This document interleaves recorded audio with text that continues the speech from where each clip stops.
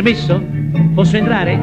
Ho l'onore di parlare al ragioniere Sughero, via Roma 33.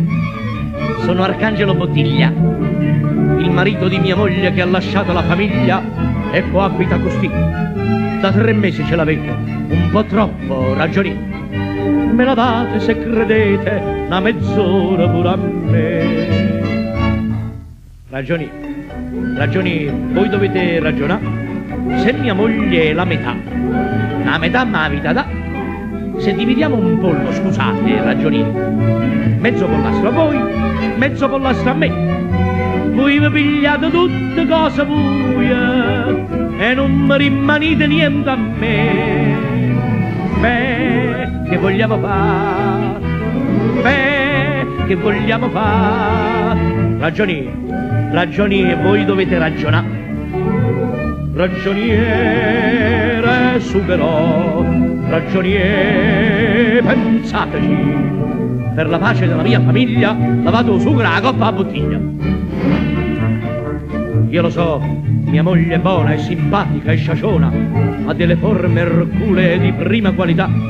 C'ha una bocca seducente ed un seno esuberante che mi sembra un respingente, e voi lo sapete meglio di me. E perciò, caro signore, non m'abita rifiutà, ve lo giuro sull'onore che la faccia ritornare.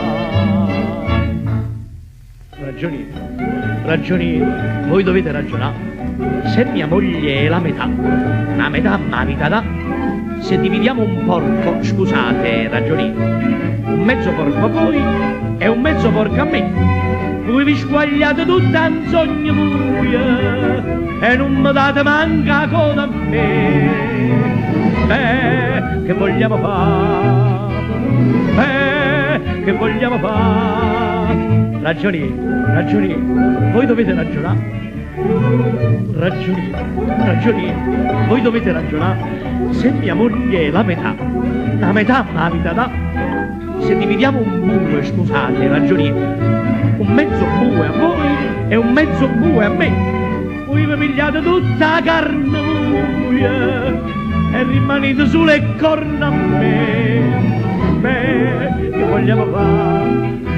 Beh, che vogliamo fare? Ragioniere, voi dovete ragionare. Ragioniere Sughero, ragioniere, pensateci.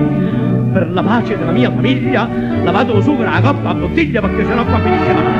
A botte finisce, ragioniere, a botte.